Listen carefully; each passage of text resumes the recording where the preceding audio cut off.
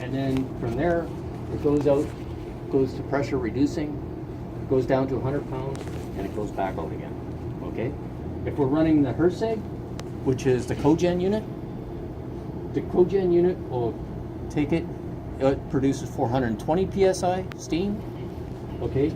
If we're using the Trigen, which is that little generator I was telling you about, steam, then it will automatically drop it down. If it's not in service, then it will go through another pressure reducing station, and then it just joins up with our normal header. Okay? So that's the boiler side in this. So we have 4 chillers here. From the far end, we call them 1, 2, 3, and 4. 1, 2, and 4 are R134A is the refrigerant. They're centrifugal chillers. Chiller 3 is a lithium bromide absorption unit. Okay, so in the summertime we actually use steam to heat it up there instead of electricity. Okay. The cooling tower for the condensate side. So we got pumps downstairs. So that's about easy. Chiller 1's 1,200 ton. Chiller 2's 1,200 ton. The absorber number 3 is 800 ton, and chiller 4 is 1,350 ton. Okay. So most of the time I'll just say we got 4 1,200 ton chillers, fairly close. So that's what we do. A 1,200 ton chiller will take water and drop it 7 degrees Celsius. So if we bring water back in at 11 degrees, it'll go out at 4 degrees. We cannot go below 4 degrees in a chiller. They'll actually, they have it set for about 4 degrees. Okay. Does that make any sense? Yeah. Okay.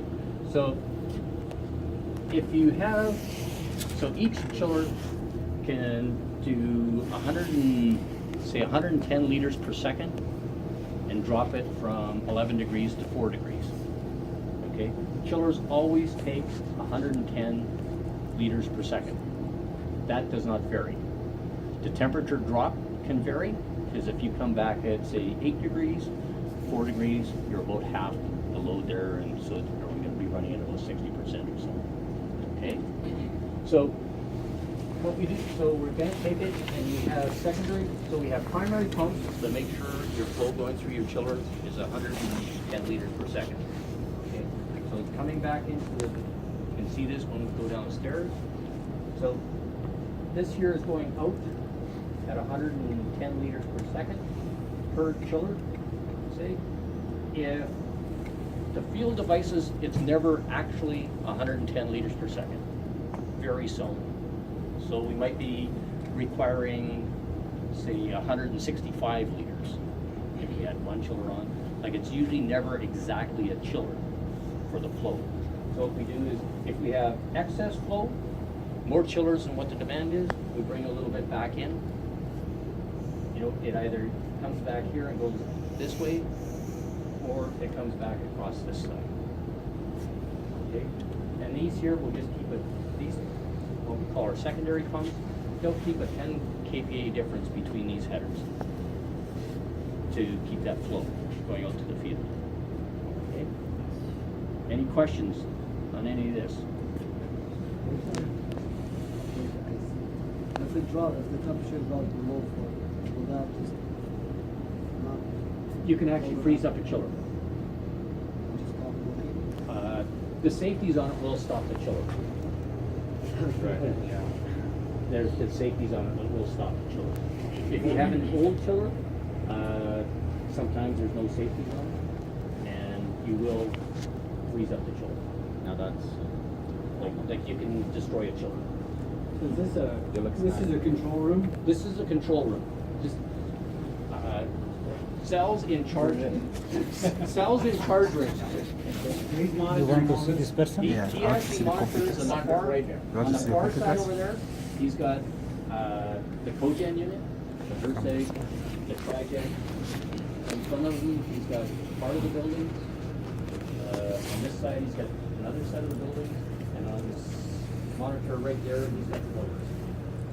So he's actually looking at, well, 3 different screens, because one doesn't have. So he's That- actually looking at 4 different. Sorry, Art. Although that's an actual representation of the plant, that is no longer operational. That used to be back in the day where they didn't have machine human interfaces. Right. Everything was operated off of that board back then. Yeah, this is just a representation now.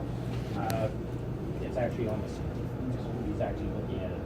This was gonna get the most, but the budget went up. That's kind of nice. Pretty cool, You get Funny the how name that of the works. job. Hey, one You get control. the name of the job? Oh, this, the whole, all sait comes out of here. So we have, I know in Medicis, I believe there's 25 computer controllers. And under each one of those controllers, because I used to work for Johnson, so I'll say the Johnson's up here. Every one of those controllers can theoretically handle 255 of these devices, like devices out there. And under that, there's 16 IOs, and like it depends how they're configured. So if you look at it and say, if you have 20 NCs or NIEs, you're looking at about 20,000 points. So he's actually probably monitoring close to theoretically, I mean, not, because they usually only run 99 instead of 255. That's what the suggested is. So he's probably running 25,000 points, like 25,000 points just on that one system out there. That would be his.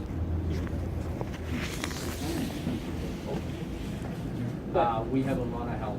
But you have to remember, like, if it's set up properly, it will actually go through and check what's in alarm and what's not in alarm. Like, it's going through their, say, 20 milliseconds, every 20 milliseconds, it's going out and checking all the devices. So all the devices are actually going to a server, and he's actually reading on the server. I just happen to work in that field. Luckily, everything's set up with parameters. So anything that varies outside those parameters, we're there in alarm. Otherwise, there's no way you can check 25,000 points. Yeah, of course, you can't see it, so there's actually a lot of programming in behind it to just sort out what's in alarm, what's not in. And once the person sets it up, when they first put in a system, not so sure. I've had it not here. I was out at the airport before here. I had a problem because not go to power. It gave me 5,000 alarms instantaneous. Okay. So got hair before that. Well, if you sit there and if you had to sit there and do one at a time, after that happened, they brought in a second terminal because there was so many alarms, it actually locked up my terminal. So they actually brought in a second terminal, that all the alarms go to one terminal. And if we had an emergency situation like that again, we went to the other terminal. So you could actually communicate back out again. Because if you've got 5,000 alarms coming in, it actually has priority and you can't get any information out to restart things and so on. So safety, maybe they put in a second terminal. So your steam boilers here, how big are they? Number 1 and 2 are 70,000 pounds per hour. How many BTUs? You know? Because that's on the burner, right? Yeah. I think one is there's actually a normal air.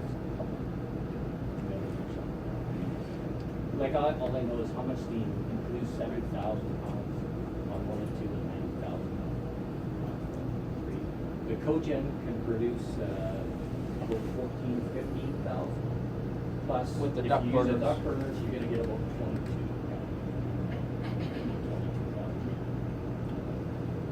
Because we measure everything here in volumes. Going back to the boiler, you said you were using, you're getting 1 and 3 right now? 1 to 3 right How is that? Oh, different? he gets it just on retrofitting. Yesterday I was doing some testing. A couple of years ago. Like I was just figuring out, I was doing some boilers were. That's what we did. One, because we were sizing. That was because, like right now, I don't know what he's using. That's when they put in. Like it actually tells them how much. Here, I can tell you exactly. Like this morning, we were running about 50,000. Kilowatts. We're probably 9 and 52. So we're only about 65,000 right now is all we're using. So realistically, we could do it all on number 1. But if you lose it, so it's just a safety thing. Like it gives them more time. It takes me about 2 minutes to start up a boiler. If the valves are closed, like number 2's closed in right now, I gotta run up there, open up the valves. So I got 2 sets of valves. So if it takes you 2 minutes to start a boiler, and it takes you, say, another couple minutes to go up there and open the valves, first find the wrench, go up there. So you're looking at 6 or 7 minutes probably. Easy. That's a 5 minute strong. What's your guys' background? Power engineer. Power engineering. Sort of. Well, Yeah, from here, for this job, yes. For this job, yes. Yeah. Yeah. And that's all schooling that you took here? Yes. Yes. From here was schooling here. I was gonna study. The cogen? Yeah. It's actually AGC. It's actually the, I think the combination of gas turbine. they're both gas turbines. We run 2 gas turbines, and they're little Tandem gas Kawasaki's. turbines? We can go out there and take, they're little Kawasaki's. And it's even quiet out there now. And then it goes to a steam turbine, which is This is actual that's the representation. represent. Yeah. They're side A and side B. We call them side A and side B. They're 2 identical turbines. They will generate 1.5 theoretical on either side, and then when we have the duct burners right here, generate another 6,000 pounds of steam, added to whatever we get off of the turbines, for a total of 21,000. Now, when we're doing that, we're running a trigen, which is just as Art indicated, just a steam turbine, not a gas turbine, a steam turbine. You could refer to it as a dolphin turbine, whatever you like.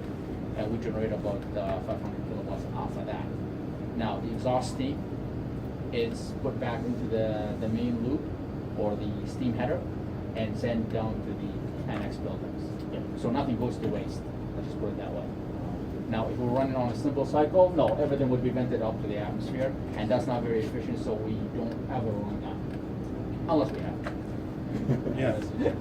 Correct. Yeah. But the odds of us having to do Yeah, it's very slim. we just shut it. Yeah, usually we just, use the steam, and if we have to, cut down the boiler or cut it down, that's what we do.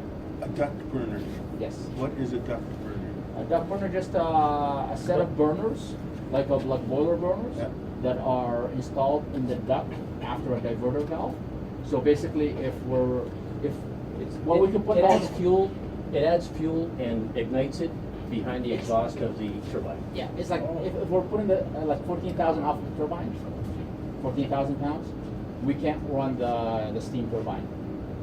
So what we do is we put more fuel, as Art put it, more fuel, fire it up, then we're able to generate another 6,000 pounds. At that, we're able to fire the steam turbine and generate about 500. Because we have to have superheated steam for the turbine. Because if you drop it from 420 psi to 100 psi, if you didn't have superheated steam, you could condense it out. And if you condense out inside a steam turbine, It's a supplemental it's way about to have $100,000 potential. Yeah. If you're lucky. It is basically just a set of burners lined up vertically. Afterburner. Afterburn. Sure. Afterburn. Just Let's call it that. blows in more gas and, Hit her. but, but it is only going in at 60 60 pounds. 60 pounds. Yeah. That doesn't have to be The gas going pressurized. into the turbine itself is going in at 220 Yeah. pounds. Yeah, that doesn't have to be compressed. We just. No. Because they know. Yeah, we don't get 220 from it. We actually have to boost it up, or whoever we buy it from. Yeah. No, buy it. It's You not- can buy it's it not from the whoever, original. but Yeah. Echo delivers it. So, I don't know, you wanna go out and see some of the Yes. equipment? What do you wanna see Eugene first? Cost, he was the founder of Canadian Western So you want- Natural Gas. Oh, really? Still Should we his go name to for it, the, founder of. Let's go to. I did see not the know turbine that. first? Or the- I work or in the- this building. The gas Wow, turbine? I gotta The research Eugene that. Cost It's house, up, and then we'll come back to the Royal board. there. He was the founder He was of. the founder of Canadian Western Natural Gas. So ACO, founders run Southern. Right, that's who I But always they thought. bought the gas company from Eugene. Well, no, from another guy. Okay, From so we're gonna go over Eugene the Cost gas was the founder. There's a lineage there.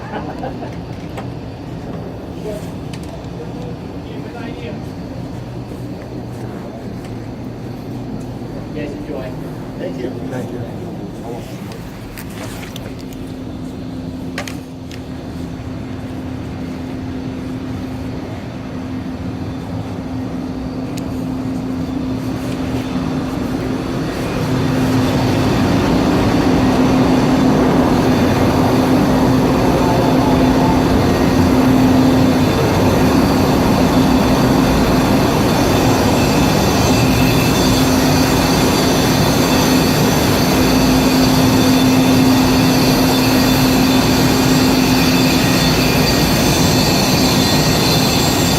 I was working somewhere as a safety officer. I saw the way they opened those machines.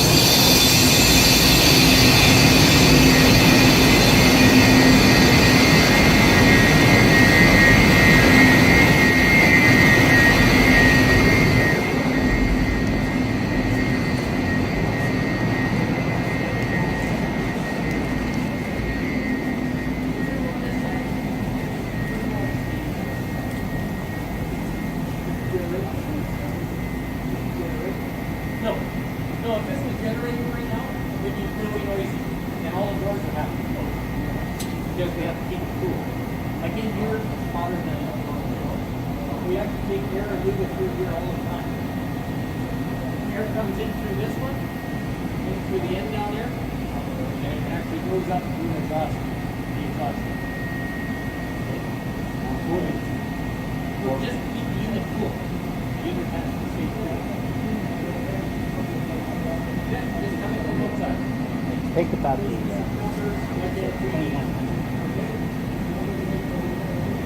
When it comes to cooling, there's actually a heater off of this 60 dash glycol heater.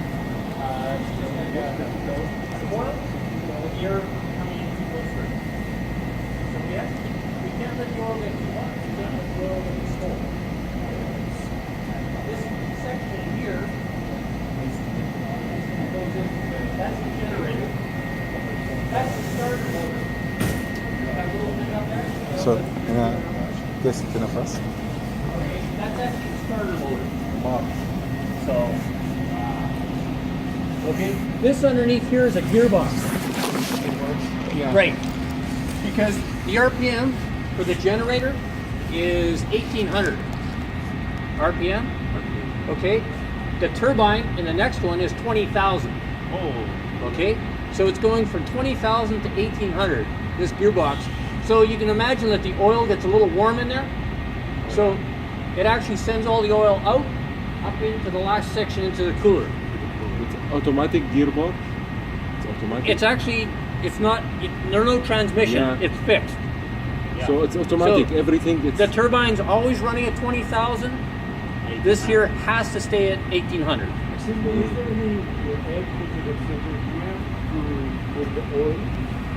Yeah, it's in this one right here.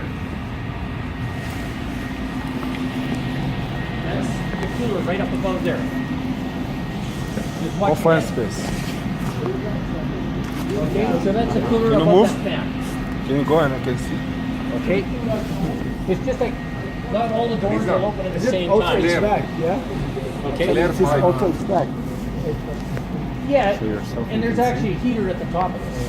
Now it's winter. Maybe you would like to see that. Yeah, so we're summer actually running a it's- heater at the top and a coil at the bottom here for the oil.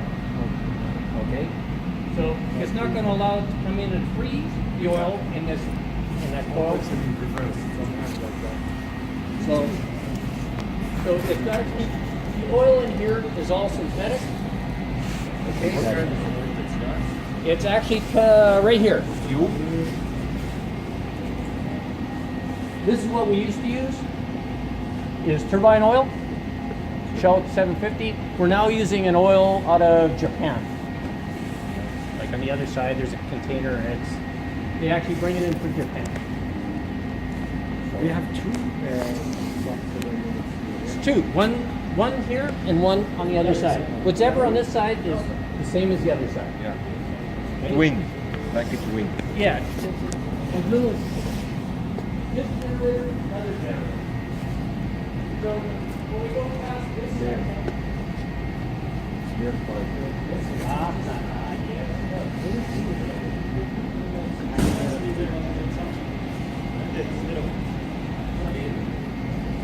is actually the turbine. This is for plumbers. All those installations for plumbers.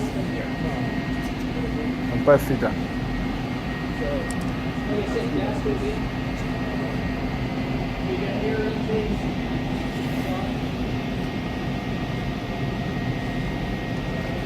Then when you sit, if you go to single cycle, that's actually this stuff here. It's actually across the single cycle. The dampers right here. It just comes in and fills another pipe. That's why you will like maybe what I'm doing. Maybe you will like what I'm doing. 20,000 down to 1,800. The exhaust gas coming off this goes into this. It goes past this. The next section here.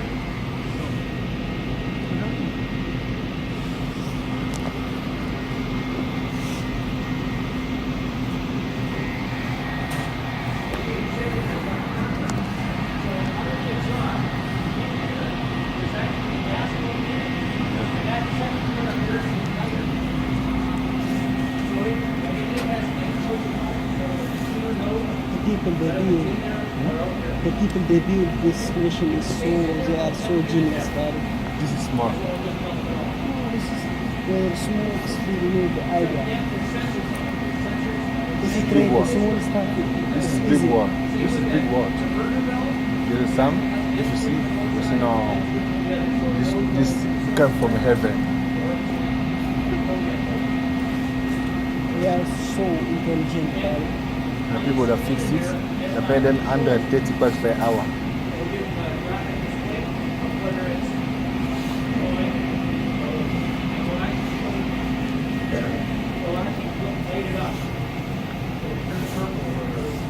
Maybe you will like it. You would like to see that, maybe. That's what I'm looking for.